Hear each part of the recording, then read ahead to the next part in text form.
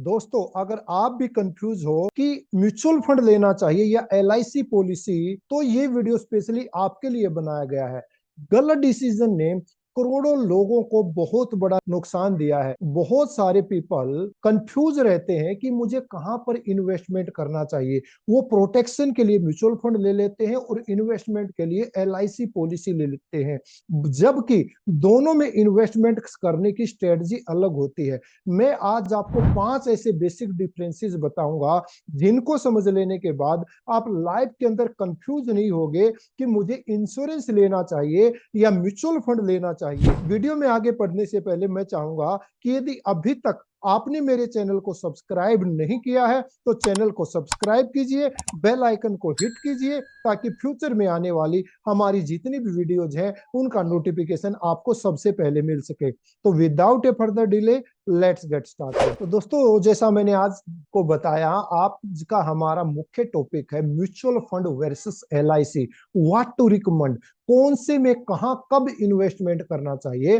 तो सबसे पहले हम कंसेप्ट की बात कर लेते हैं कि कंफ्यूजन जोन हमारा क्या होता है, रूट प्रॉब्लम क्या होती है, बेसिक डिफरेंसेस म्यूचुअल फंड और एलआईसी पॉलिसी में क्या होते हैं, की कंपैरिजन पॉइंट्स कौन से होते हैं, क्लाइंट गोल बेस्ड रिकमेंडेशन क्या होना चाहिए, और मैं आपको एक गोल्डन रूल भी बताऊंगा इन्वेस्टमेंट करने का, और रॉन्ग प्रैक्टिस जो आपको अवॉइड करनी है। तो सबसे पहले हम समझ लेते हैं कि दोनों में डिफरेंस क्या है, म्यूचुअल फंड और एलआईसी पॉलिसी में मिसअंडरस्टैंडिंग कहां पर होती है। सबसे पहले इंश्योरेंस को यदि हम समझते हैं, insurance mistaken as investment. Insurance को बहुत सारे लोग एक इन्वेस्टमेंट की तरह ले लेते हैं और बाद में उनको रिटर्न कम आती है तो उनको एहसास होता है कि मैंने गलत जगह इन्वेस्टमेंट कर दिया। इसका मतलब ये नहीं है कि इंश्योरेंस गलत है, इंश्योरेंस का पर्पस दूसरा है, जो अभी इस वीडियो में मैं आपको क्लेरिफाई करने वाला हूं। Confusion between return and safety, लोग रिटर्न और सेफ्टी के बीच में कंफ्यूज हो जाते हैं। प्रोटेक्शन वो उसके लिए इंश्योरेंस लिया जाता है, और जहां पर आपको हाई रिटर्न चाहिए, इन्वेस्टमेंट जहां पर आपको करना उसके लिए म्यूचुअल फंड लिया जाता है। Agent driven selling influenced decision, agent के हिसाब से हम लेते हैं। एजेंट हमें जिस चीज को बढ़िया बताता है वो हम ले लेते हैं, हम अपना माइंड नहीं लगाते। ये नहीं कह रहा हूं मैं कि एजेंट हमेशा गलत राय देते हैं, नहीं। अगर एजेंट से सही तरीके से आप समझेंगे तो वो सारी चीजें आपको बताएगा, और पूरे प्लान को समझने के बाद, कंसेप्ट को क्लियर करने के बाद आप इन्वेस्टमेंट करेंगे तो आप इंश्योरेंस में भी सही तरीके से पैसा लगा पाएंगे और म्यूचुअल फंड में भी इन्वेस्टमेंट कर पाएंगे। Clients goal is unclear, client का अपना खुद का गोल क्लियर नहीं होता और कई बार वो एडवाइजर को दोषी ठहराने लगता है। उसे यही पता नहीं होता कि मेरा इन्वेस्टमेंट करने का पर्पज क्या है, जिसके कारण की जब रिटर्न अच्छी नहीं आती या और कोई प्रॉब्लम आती है तो वो एडवाइजर को दोषी ठहराते हैं। बेसिक डिफरेंस, अब दोनों में म्यूचुअल फंड और लाइफ इंश्योरेंस में हम बेसिक डिफरेंस को समझ लेते हैं। म्यूचुअल फंड का पर्पज वेल्थ क्रिएशन होना चाहिए कि मुझे हाई रिटर्न क्रिएट करनी है। मार्केट लिंक, म्यूचुअल फंड हमेशा मार्केट से लिंक रहता है, जो कि शेयर मार्केट से भी हो सकता है, डेट से भी हो सकता है। लॉन्ग टर्म ग्रोथ के लिए म्यूचुअल फंड किया जाता है। Higher risk higher return, economics का रूल है, वो कहता है कि जितनी ज्यादा रिस्क होगी उतनी ही ज्यादा आपकी रिटर्न भी आएगी। फ्लेक्सिबल एसआईपी लमसम, यहां पर आप हर महीने की एसआईपी से भी शुरुआत कर सकते हैं या इकट्ठा पैसा डालकर भी आप शुरुआत कर लेते हैं। इसके अलावा यदि मैं लाइफ इंश्योरेंस की बात करूं तो लाइफ इंश्योरेंस में कैपिटल सेफ्टी मिलती है आपको।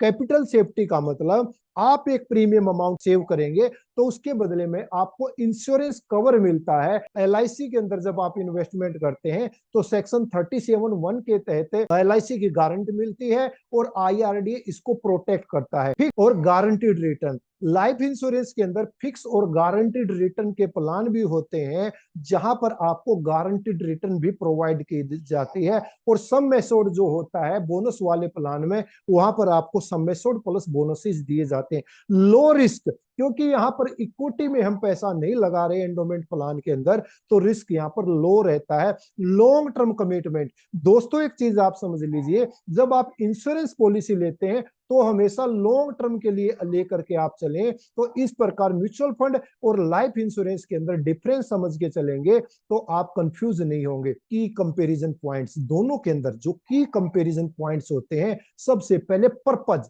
म्यूचुअल फंड का जो पर्पज है वो इन्वेस्टमेंट होना चाहिए। एलआईसी में पॉलिसी लेने का जो पर्पज है वो रिस्क कवर होना चाहिए।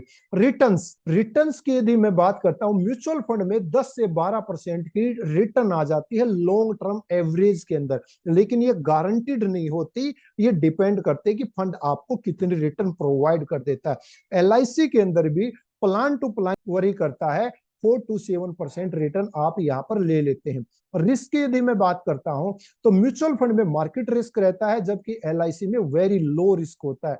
लिक्विडिटी की मैं बात करता हूं तो म्यूचुअल फंड में इजी विड्रॉल कर सकते हैं जहां पर लॉक इन पीरियड ना हो, जैसे कि ईएलएसएस स्कीम्स के अंदर होता है, और एलआईसी के अंदर लॉक इन पीरियड रहता है, वो भी प्लान टू प्लान वर्री करता है, या आईआरडी इसको टाइम टू टाइम डिसाइड करता है। टैक्स बेनिफिट, म्यूचुअल फंड में लॉन्ग टर्म कैपिटल गेन लगता है, और ईएलएसएस जो टैक्स वाले प्लान होते हैं, इक्विटी लिंक्ड सेविंग स्कीम, उनके अंदर आप इन्वेस्टमेंट करके टैक्स बेनिफिट ले सकते हैं। एलआईसी में 80C के तहत आपको टैक्स बेनिफिट मिलता है, और 1010D का बेनिफिट यहाँ पर आपको मिलता है, जहां पर 5 लाख रुपए प्रीमियम तक अगर आपका सालाना प्रीमियम है एलआईसी के अंदर तो आपको टैक्स के बेनिफिट मिल जाते हैं। नेक्स्ट हम पढ़ते हैं, अब क्लाइंट के गोल के हिसाब से क्या रिकमेंड करना चाहिए, वो हम देख सकते हैं। फैमिली प्रोटेक्शन, यदि फैमिली की प्रोटेक्शन की बात करूं तो टर्म प्लान ले सकते हैं या एलआईसी में इन्वेस्टमेंट कर सकते हैं। वेल्थ क्रिएशन की यदि आप बात करते हैं तो म्यूचुअल फंड एसआईपी में आप डाल सकते हैं।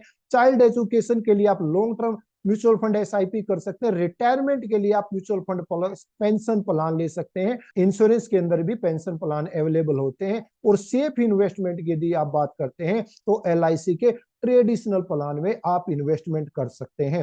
अब गोल्डन रूल में आपको यहां पर बताता हूं, इन्वेस्टमेंट सीक्वेंस के हिसाब से इंश्योरेंस सबसे पहले होना चाहिए। फ्रेंड समझ लीजिएगा, म्यूचुअल फंड लीजिए, एसआईपी में डालिए, मैं किसी को बुरा नहीं बता रहा हूं, लेकिन सबसे पहले अपनी फैमिली के लिए प्रोटेक्शन प्लान लीजिए। सबसे पहले इंश्योरेंस होना चाहिए, उसके बाद इन्वेस्टमेंट होना चाहिए।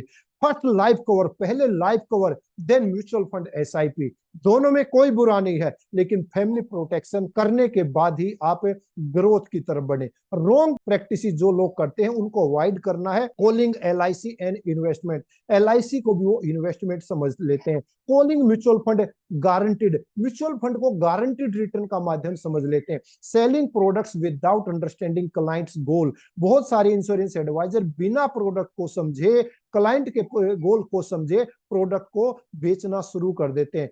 प्रैक्टिस कॉम्बो स्ट्रेटजी, यहां पर मैं आपको बताऊंगा कि एक एडवाइजर की इन्वेस्टमेंट स्ट्रेटजी क्लाइंट के लिए क्या होनी चाहिए। LIC plus mutual fund model, term insurance को आप प्रोटेक्शन के लिए दे सकते हैं, म्यूचुअल फंड को लिए ग्रोथ दे सकते हैं, और balance plus smart financial plan दे सकते हैं, जहां दोनों को बैलेंस करके दिया जाता है। तो फ्रेंड्स, ये था आज का वीडियो जिसमें मैंने म्यूचुअल फंड, एसआईपी और लाइफ इंश्योरेंस के अंदर डिफरेंस को बताने की कोशिश की। डिस्क्लेमर देना चाहूंगा, mutual fund investment are subject to market risk, please read all scheme related document before investing. तो दोस्तों, यदि अभी तक आपने मेरे चैनल को सब्सक्राइब नहीं किया है तो चैनल को सब्सक्राइब करना मत भूलिए, अपने दोस्तों के साथ इसको शेयर कीजिए, और आप किस टॉपिक पर नया वीडियो चाहते हैं कमेंट सेक्शन के अंदर टाइप कीजिए, मैं उस टॉपिक के ऊपर आपको वीडियो दिखाने की कोशिश करूंगा। मिलता हूं जल्दी आपसे एक और ऐसी ही शानदार वीडियो के साथ, तब तक